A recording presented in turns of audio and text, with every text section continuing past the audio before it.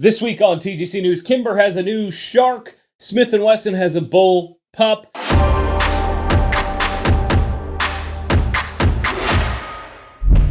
TacPack is a monthly gearbox that knows what you need and want, and they're always mixing things up. One month you could be met with gun parts or cleaning gear, and the next you may end up with survival gear that you didn't know you needed. Not only that, but the stuff inside comes from brands you already know and love.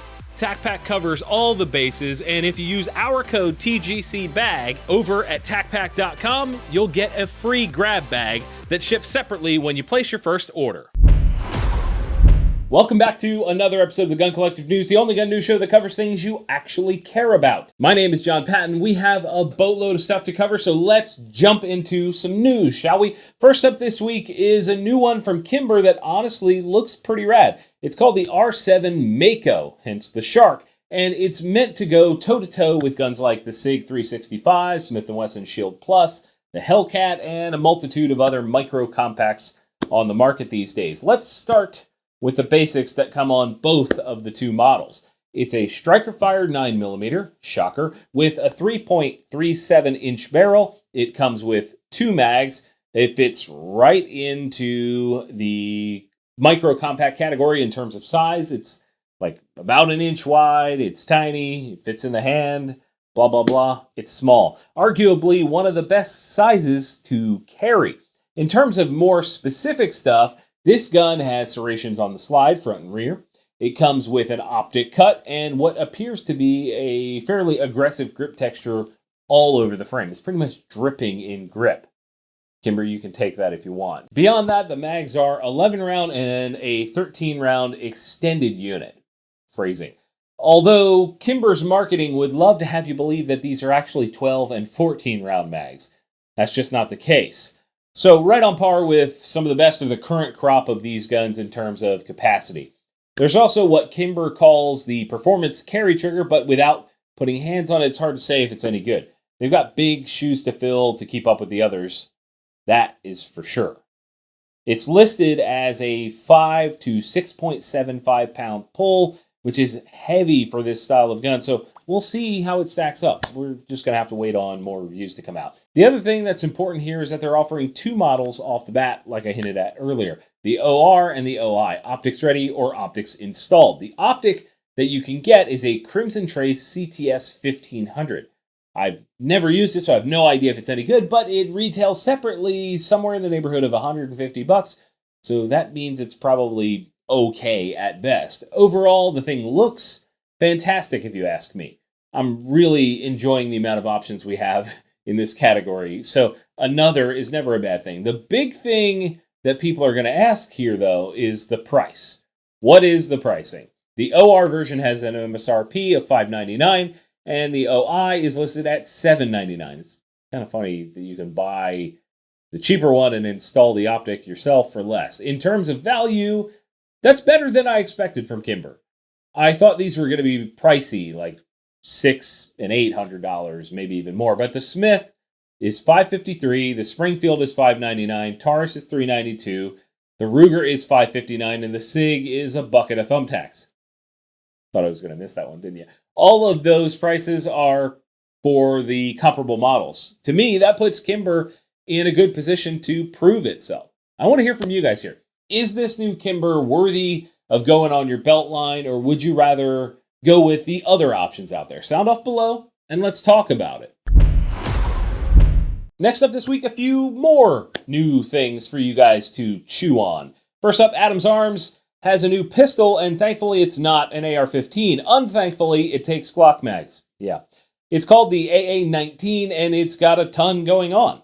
Besides being the same size as a Glock 19, it's got a fancy slide with serrations front and rear, viewing ports on the top, not on the sides, an optic cut, and a threaded barrel sticking out the front. The frame appears to be a Poly 80 unit and looks very similar to the one Faxon uses on their FX19, giant undercuts and all. The only difference, really visibly, is the texturing.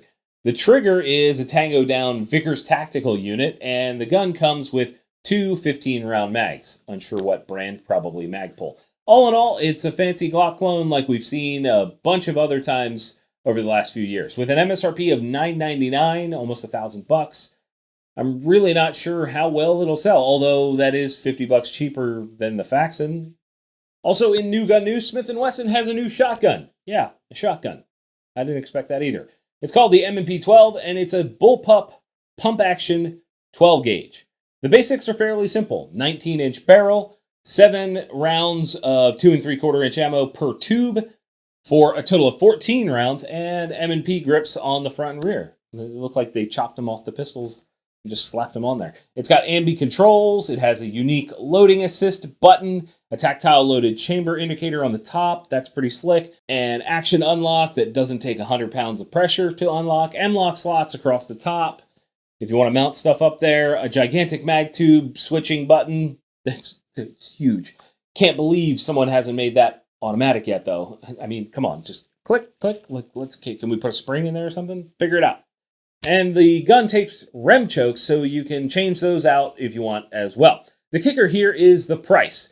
The MSRP is $11.65. This puts it as sort of the highest of its category above both the Kel-Tec KSG and the UTAS UTS 15. Without putting hands on, it's tough to say anything about quality, but knowing Big Blue, it probably won't be crap. I suppose the only question left here is, above all the other products they get asked for, why this? Why a bullpup shotgun? Don't get me wrong, I want it. Yeah, sure, I want it. Of course I want this. But why a bullpup shotgun over all the other options? Moving on from there, a couple quicker new products to cover. The first is from True Velocity. Now, this is one I've been reluctant to cover because before now it wasn't commercially available to consumers, so who cares, right? Well, now you can actually buy the stuff. The claim to fame, instead of brass, they're using polymer casings. That's really it. This saves on weight.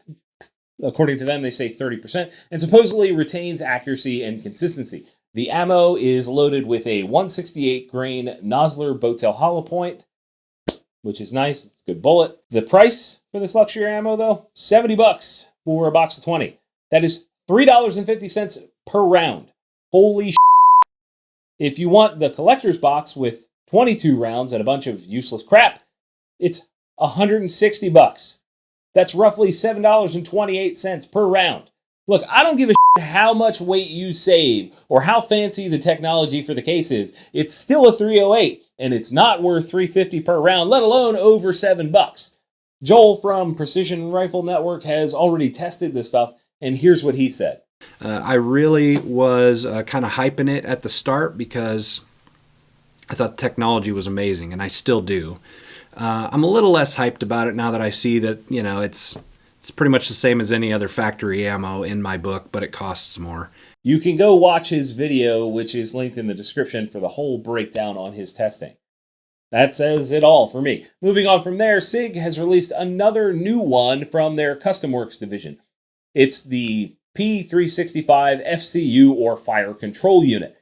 They did this not that long ago with the 320, and it makes a ton of sense that they would do this as well for the 365. Long story short, instead of buying a whole gun and then customizing it, like tossing the slide and the grip and all that, this is how you buy the serialized control portion, fire control unit, and then add the frame, slide, and other fun bits that you might want to add. They even have a customization tool where you can sort of build your own, like this mess. That looks terrible. These FCUs all come with titanium nitride coating on the body and the trigger as well, and a specific serial number. Yay! And as per usual, Sig has no prices listed for these, so I'll make it up. The 365 FCU has an MSRP of your dad's old tackle box and a satchel of duck eggs. Super weird pricing on this one.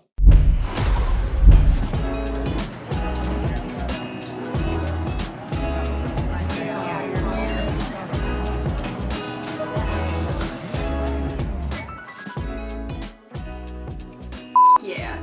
Just because I'm addicted to caffeine does not mean that I have to settle for coffee. Blackout Coffee. Yeah. To get 10% off your entire order, go to blackoutcoffee.com and use the code TGC. That's blackoutcoffee.com/TGC and use the code TGC. In industry news, we have a couple small things and a giant one. Berger announced a recall on a batch of their 77 grain OTM 223 ammo. They say this ammo may cause function/ignition issues in AR-style gas-operating platforms. Bolt-action rifles are not affected. Head over to their website to figure out if your ammo is part of this. Beyond that, Circle 10 AK announced in a press release recently that they are rebranding to CRH Customs. The owner, Luke Williams, states that the Kalashnikov is near and dear to their hearts. He also says that they are expanding what they do to several other firearm platforms, and because of that, they're rebranding. Circle 10 was an early supporter of TGC, so we're really excited to see them continuing to grow and evolve. We love seeing that kind of stuff happen.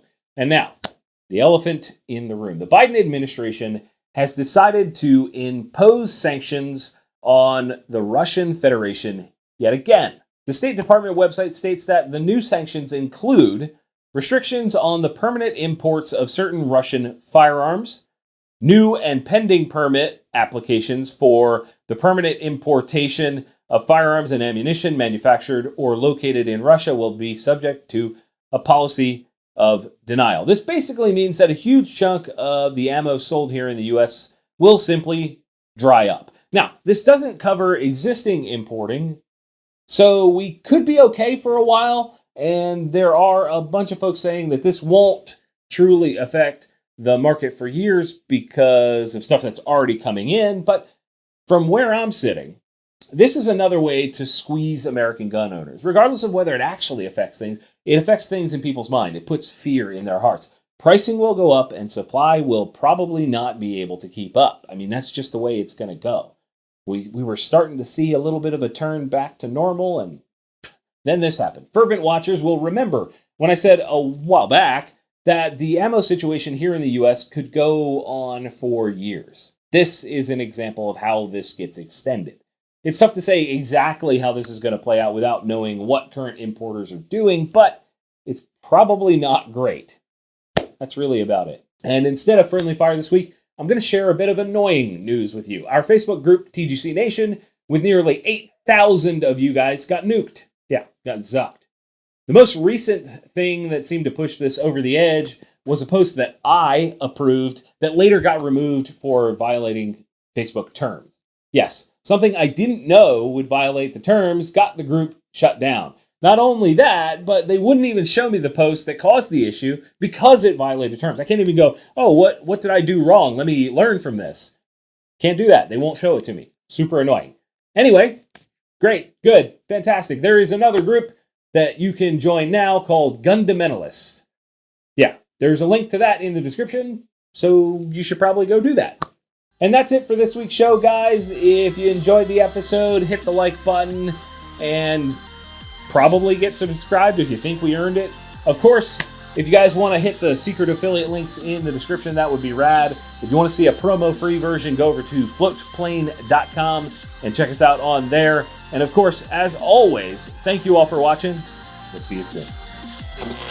Yep, it's over, but don't worry, you can click on the video up top to watch last week's show, and the one below that is the one that YouTube thinks you'll enjoy. Check them out and let me know what you think.